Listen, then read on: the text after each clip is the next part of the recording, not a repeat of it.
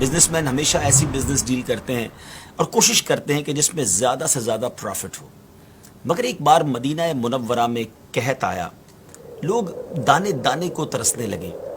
حضرت ابوبکر صدیق رضی اللہ تعالی عنہ کا وہ دور تھا. لوگ حضرت ابوبکر صدیق رضی اللہ تعالیٰ عنہ کے پاس آئے اور آ کر کہا کہ حضور ہمارے پاس اناج کی بڑی قلت ہے.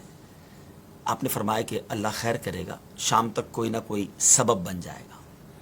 اب کیا ہوا کہ حضرت عثمان غنی رضی اللہ تعالی عنہ کے 1000 کے قریب اونٹ کسی اور ملک سے اناج سے لدے ہوئے مدینہ منورہ میں آ گئے. تو اب تو یہ منوپلی ہے نا، اب تو یہ شاندار موقع تھا بہت زیادہ پیسے کمانے کا.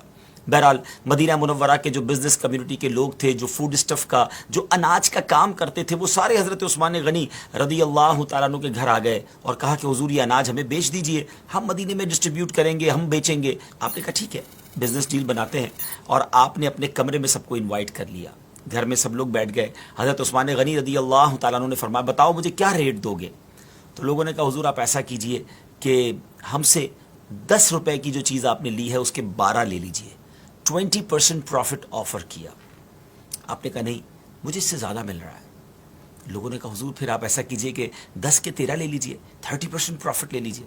آپ نے کہا مجھے اس سے زیادہ مل رہا ہے. انہوں نے 14 کا آفر کیا اور آخر میں 10 کا 15 آفر کیا. 50% پروفٹ آپ کو آفر کیا گیا.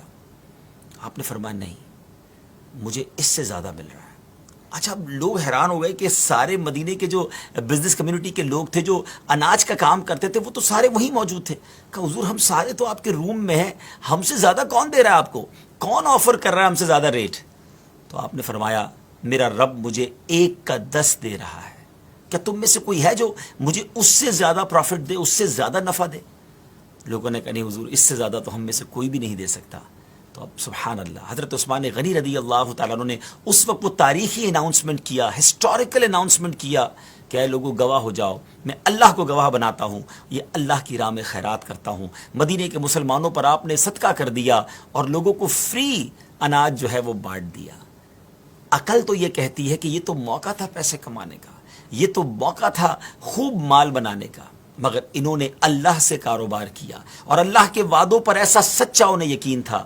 ناظرین اتنا صدقہ و خیرات کرنے کے بعد بھی کبھی ہم نے یہ نہیں سنا کہ سیدنا عثمان غنی رضی اللہ تعالیٰ عنہ کا ڈاؤن فال آ گیا ہو، وہ غریب ہو گئے ہوں. اللہ نے ان کو عروجی عطا فرمایا، ان کے مال میں برکتی عطا فرمائی. اور سبحان اللہ آپ وہ عظیم شخصیت ہیں کہ جنہوں نے نبی پاک علیہ الصلوۃ والسلام سے 2 بار گویا جنت خریدی. نبی پاک علیہ الصلوۃ والسلام نے اپنی 2 صاحبزادیاں یکے بعد دیگرے ان کے نکاح میں بھی دی، آپ ذو النورین بھی کہلائے. اللہ کریم تربت سیدنا عثمان غنی رضی اللہ تعالیٰ عنہ پر اپنی رحمتوں کا نزول فرمائے اور ہمیں ان کے صدقے سخاوت نصیب فرمائے.